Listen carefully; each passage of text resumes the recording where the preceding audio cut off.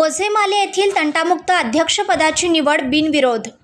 महात्मा गांधी तंटामुक्त गाव अभियान हे गावातील लोकांना भांडणापासून व पर्यायाने गुन्ह्यापासून परावृत्त करणे व गावातील तंटा गावातच समोपचाराने मिटवावे या उदात्त हेतूने महाराष्ट्र शासनाने सन 2007 पासून सुरू केली।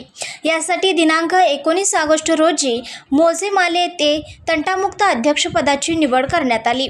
मोझेमाले तालुका हातकणंगले जिल्हा कोल्हापूर या गावच्या तंटामुक्त समितीच्या अध्यक्षपदी माननीय श्री उमेश बाळासाहेब पाटील यांची बिनविरोध निवड झाली। ग्रामसभेच्या अध्यक्षस्थानी लोकनियुक्त सरपंच माननीय राहुल कुंभार सर हे होते।